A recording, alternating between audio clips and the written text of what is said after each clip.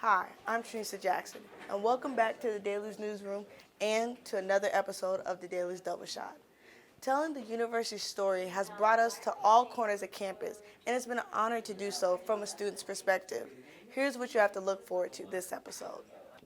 First up, we head down to the Mechanical Engineering Building to meet the Formula SAE Team. Then, Dylan McDonald reports on the renewal of Native American languages at the first annual Yehawali Conference. We recap the last two games of the men's basketball team. Next up, we help keep Huskies safe with our tour of the Condom Club. After, we'll explore the recent name change in the blank monologues, formerly known as the vagina monologues. Then lastly, Colin Farley introduces us to some unlikely study spots. All this coming up on the Daily's Double Shot.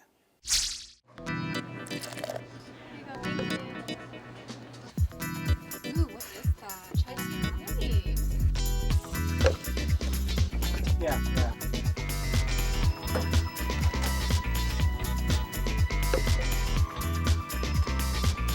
I'll see you there. Okay.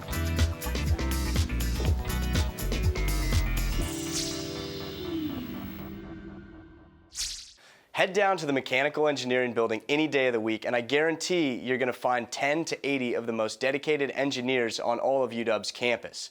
Their goal is to design, manufacture, and compete 2 Formula 1 style cars in competitions during spring quarter and in the summer. Let's go down to the pit and check out Formula SAE. The UW Formula SAE Team is a multidisciplinary student group using their machine shop in the Mechanical Engineering Building to manufacture 2 race cars for competition. So right now we are almost at the very end of manufacturing. So everyone's pushing really hard to get their parts done and ready to put on the car. We have our design quarter, which is autumn quarter, our manufacturing quarter, which is winter quarter, and then we assemble the car, and testing and tuning is spring quarter. And then our fourth quarter is competition. We compete in 2 competitions each year, the first of which is in Lincoln, Nebraska.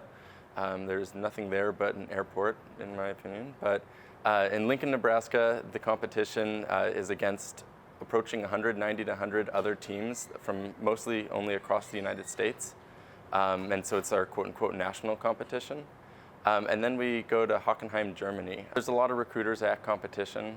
Last year we had the director of powertrain development for Tesla asking us about the electric powertrain on our car. Because if you can speak eloquently and clearly about why you made a certain design decision versus another design decision and back that up with engineering data, that's exactly what employers want to hear. I think Formula SAE is a huge contributor to being able to get a job out of college, especially at a really cool company. There's lots of universities that kick out a lot of students that are intelligent, and most students don't have hundreds of hours in the machine shop or have built, cars in high vibration environments or have used these big pieces of software that every industrial company does use. Essentially, we run as a small to medium-sized business. Managing this many students means horizontal integration in a way that breaks down the daunting process into manageable components. We have a fairly decentralized way of building the car. So each system is broken up into its own tech team. So you have your chassis team, you have your drivetrain team, you have your suspension team, you have your aerodynamics team, etc. We like to do it this way, this decentralized way, because it allows our teammates to take responsibility and own their project. It allows them to actually, at the end of the year, have something that they said, I designed this, I made it, and I tested it. But then those components all come together to form the car. Formula SAE gives students an escape from academic monotony and provides them with a place to get their hands dirty. They provide a base that you really need of working out the problems on paper, doing all those math. But frankly, then we come here. Here there's a lot of real-world applications in software and machining. And then there's a lot more kind of theoretical, mathematical side of things.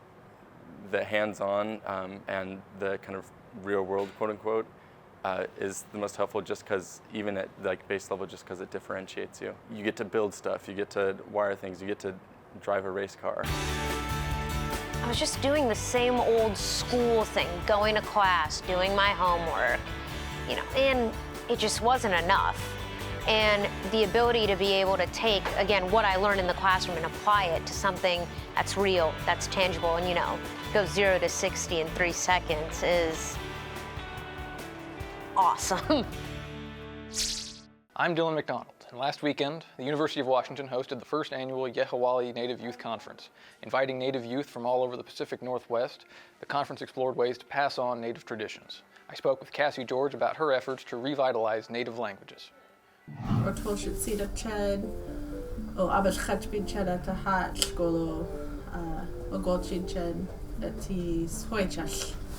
Okay. And so I spoke with Shutzid, gave some good thoughts, and was talking about things that we do with language. Okay. And so trying to motivate everybody to reclaim their language. What I started out with is talking about motivation. And I think that's the big thing, especially, I made the distinction between learning a language and using a language. Okay. And so I started talking about what are those motivations we need to use it, and how can we start using it in little manageable parts. There's a history of boarding schools where if you spoke your language, you got your mouth washed out with lye soap, or you got your put on your knees for hours on hard floors, or like things like that, where it was really horrible. It was not safe to speak the language, it was not okay to speak the language. It was to the point where the parents consciously decided not to pass on the language because they're protecting them. And now we're not in that time anymore. We can bring it and we can use it. And so that's what I want us to do as tribal youth, that it's not just language and culture as separate things, they're together. You can't have culture without language. Sure. So what just started in there, some of those kids probably got into it, some of them probably didn't. You know, when you make decisions based on emotions, whether it's anger from boarding schools, whether it's sadness from not being able to see canoes out on the water all the time, you know what I mean? Like all of those things, you realize that a lot of our life was taken away. Mm-hmm. You can think about this city and what this was our land, and all of everything was taken. Yeah. And there's a lot of emotions that come with that. Sure. And you can use that for motivation, which is what I did, but when you make choices based on emotions, emotions change. Mm-hmm. And so if your emotions aren't stable, your motivation isn't going to be stable. So language revitalization is not simply taking the language and learning it. It's taking this language, learning it, and bringing it into your life in such a way that you, how do you say this? It's more than reclaiming the language, it's reclaiming that old way of seeing the world, which requires a lot of patience, and it requires having a hot chach, which means like a long mind, being able to really think about yourself in relation to this world and this land. It was a mixed bag of nuts for the men's basketball team last weekend, but let's see how they fared against their Northern Californian competition.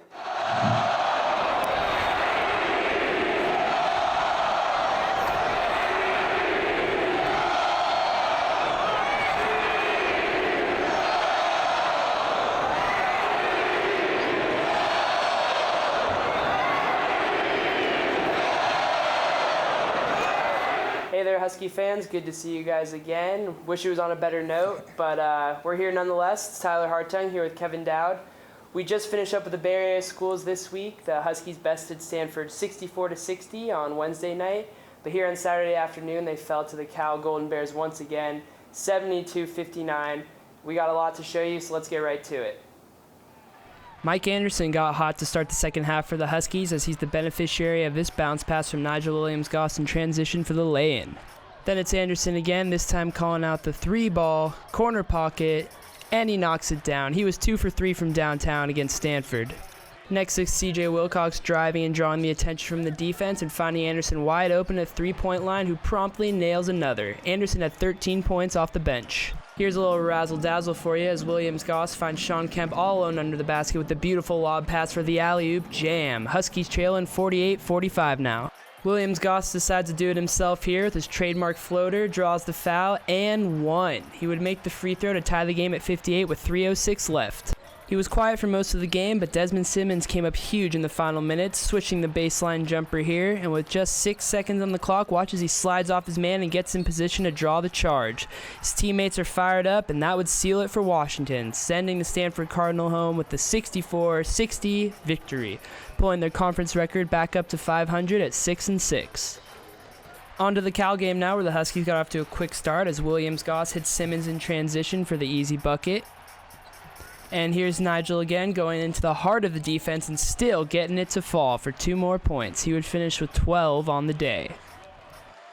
Again, it's Williams Goss trying to push the ball up the court, but Cal's Justin Cobb jumps the passing lane and gets it up to Jabari Bird for the open dunk to bring Cal to within 6 with 10:44 left in the first half. Check out Mike Anderson on the boards here, grabbing the offensive rebound off the miss here. Then collects his own miss. And finally lays it in for 2 more. Beast mode. If there's one play that could sum this one up for the Huskies, it's right here as David Kravish soars over everyone for the tip slam. Yikes.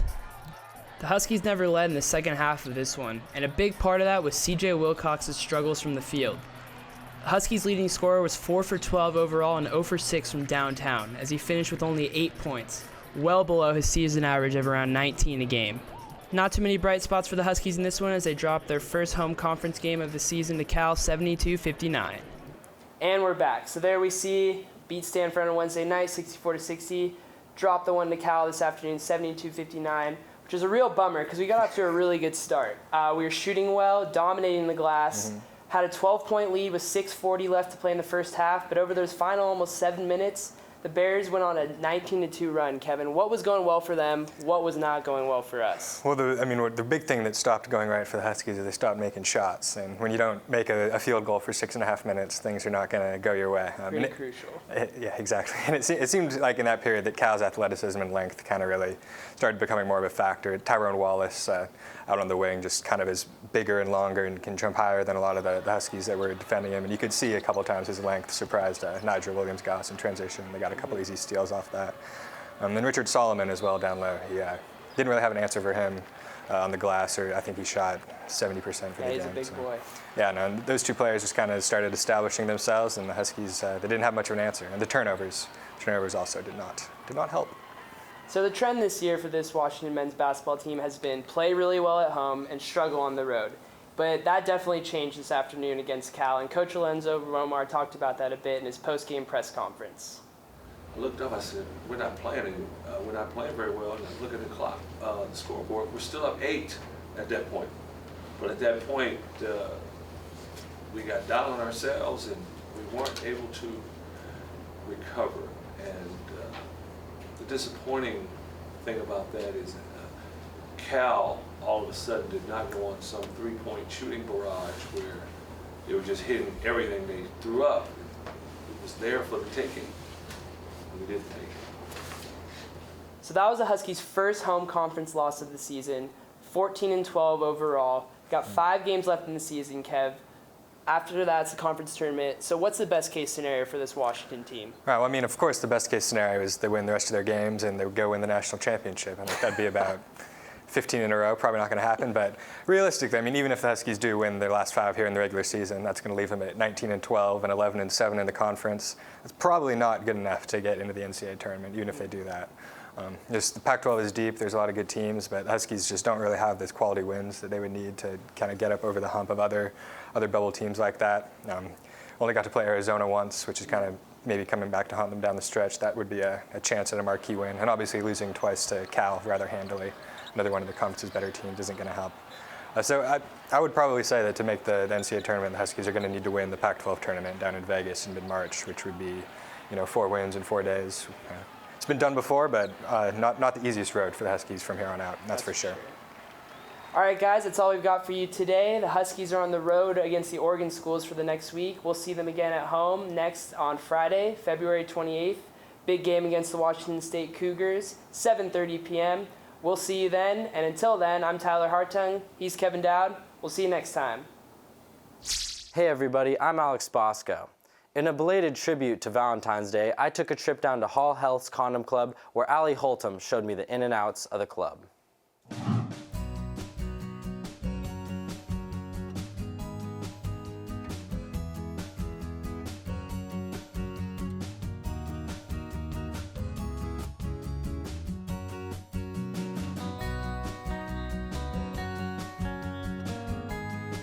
I've been here for about a year now. I started winter of my freshman year, so that was last year. Right now we're in the WRC located in Hall Health, and we're sitting in the office, and this is where we hold the Condom Club. The Condom Club was founded in 2002, and it's a resource on campus for students to come and purchase condoms for very inexpensive prices. I specifically come to work 2 hours per week on Mondays, and it varies for every volunteer based on their schedule.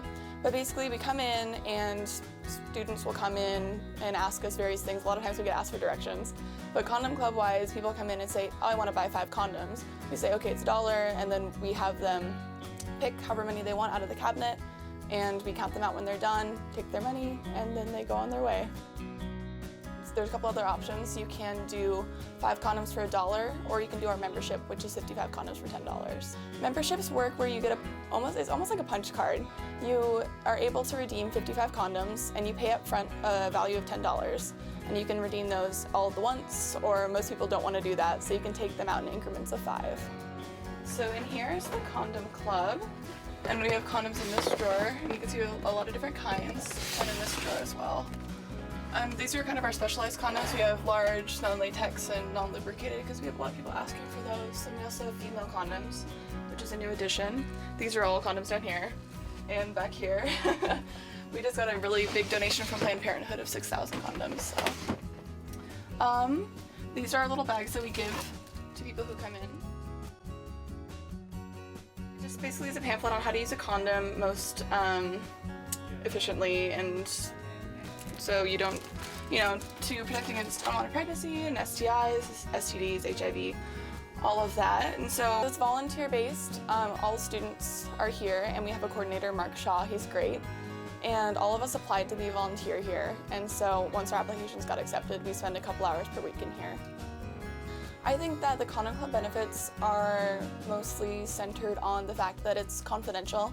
A lot of students feel more comfortable coming to buy from here because they don't have to go out of their way.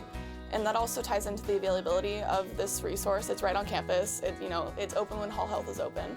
And also the condoms are so inexpensive. They're cheaper than Costco prices. And so why go to the grocery store when you can come here and get 55 condoms for $10? Like, that's insane.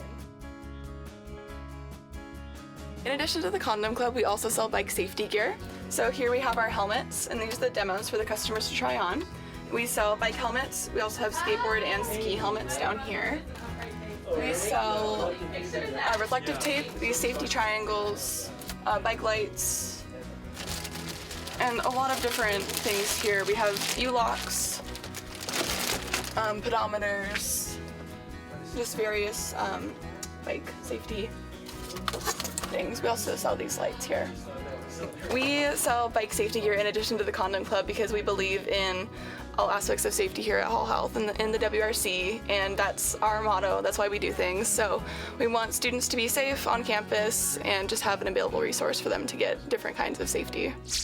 Hi, I went down to the hub to check out the Women Action Commission's annual blank monologues, formerly known as the vagina monologues.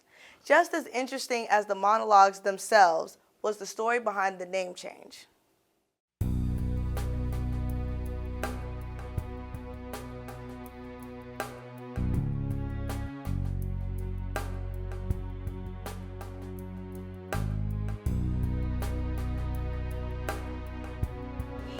Tell our own stories in our own voices.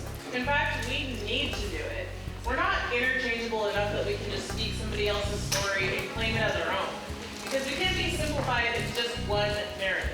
It's impressive to simplify us into one narrative. We're more than a stereotype or a caricature. A blank can be anything and everything. We don't have to be categorized under just the word vagina because maybe that fits us and maybe it doesn't. And maybe we're a lot of other things too. We're powerful. We're creative. We're hopeful and fierce. We're resilient and beautiful and determined. We're diverse and fucking badass. We're strong and we're weak. And we are definitely survivors. We're so much more than just what one word or one story could ever convey. The popular Women's Action Commission program titled the Vagina Monologues was changed this year to the Blank Monologues.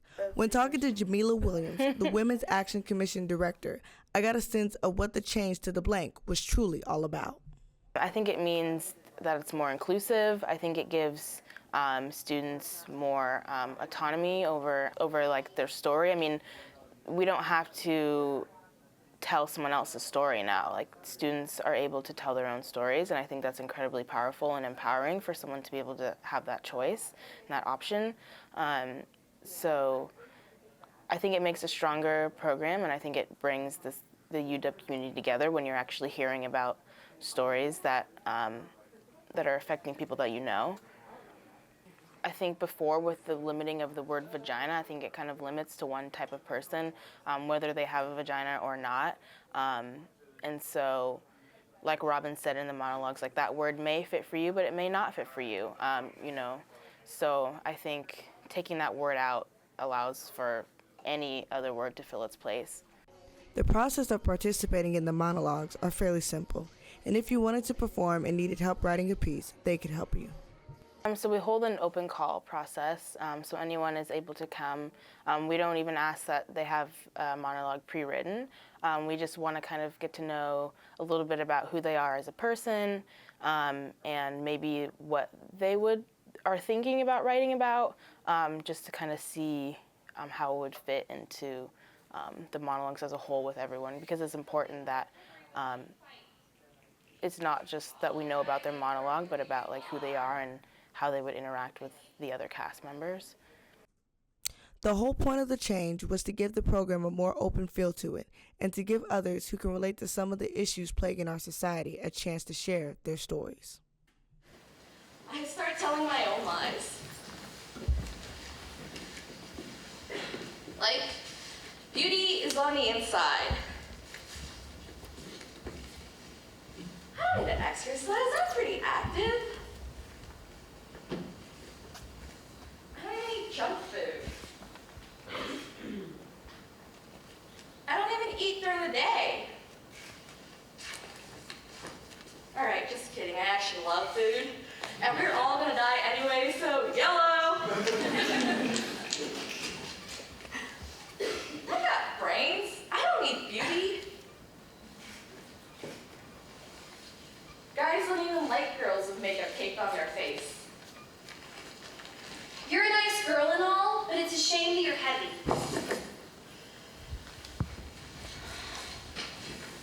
Yeah, so after we had all the monologues and we knew what everyone was going to be talking about, then we, the facilitators and I, kind of tried to plan it out so it flowed and made sense, and kind of, not necessarily by topic, but kind of more of like an emotional type journey, I guess, throughout the show. So we kind of just worked it together and whatever pieces that they had written. An emotional roller coaster effect and a sense of understanding and belonging were among the goals for this year's monologues. It are those types of goals that could affect UW in a positive way.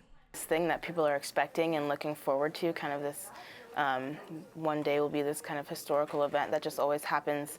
And I think it's important for people on this campus to see that there are other students who may be going through the same thing that they are, and that there's support and resources, and just that they're not alone.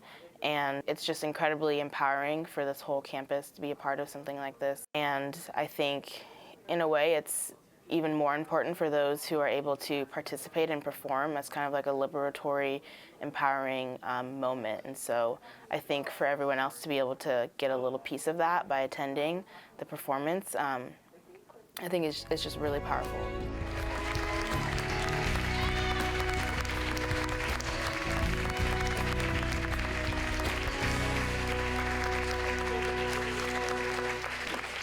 Hi, I'm Colin Farley. It's halfway through winter quarter, and as you've probably realized, class is in session. I'm here to make your life a little bit easier, though, by broadening your horizons as to where to study at UW. Hi, I'm standing here right near Drumheller Fountain, and this is not a good place to study. But let's go find some places that are.